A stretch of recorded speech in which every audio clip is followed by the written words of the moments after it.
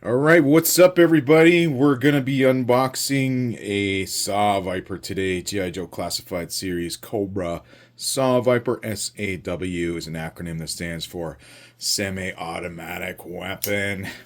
If you remember back in the day, the Saw Viper toy had a distinguishing characteristic. It was the 3.5-inch GI Joe toy that came with the biggest gun ever. The gun was almost as long as the figure, and you know what they say about big guns: big bullets. Big guns have big bullets. That's right. So, I'm going to pull this guy out of the box carefully. It looks like they have changed from using the inner container. At first, they used to advertise on the boxes no plastic. Well, there's a lot of plastic in here now. And they used to have a small cardboard box with printing on it that looked like a locker with the gear inside of a printed paper bag, which is really cool. But at this time, it looks like they're back to using plastic. And man, this guy looks awesome. I love the purple color. I love the highlights on the belt and helmet. A lot of times the color on these newer Joes leaves a bit to be desired. They just seem a little underwhelming as far as how the characters have been filled in. I love this kind of plastic, how you don't actually have to undo the ties at the back anymore. So we're just going to peel him out. Yeah, like I was saying, the paint job on this is actually a little more involved than some of the other guys I've seen. Some of the other guys I've seen have like one color on the pant. Here there's actually black, this burgundy, and then this more purpley. So that's really beautiful, actually. I'm really happy to see that. Now the three colors are pretty much the only three colors in the whole figure. So it is still like a little lazy, but we do have this really neat highlight, and then I think the Cobra symbol is red. It looks very close to the burgundy, but it's probably red. So this is really cool, actually. He's got this creepy balaclava, as you can see, and he's got the earpiece. The neck thing comes off, which is kind of neat. The collar here, it looks kind of dumb when it's on without the helmet, so it's kind of good that you can take that off if you want.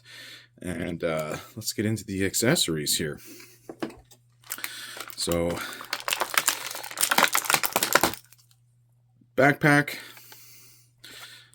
knife, pistol, and that big gun. Now this gun proportionally is not as big as the gun that the Saw Viper came with, the little guy.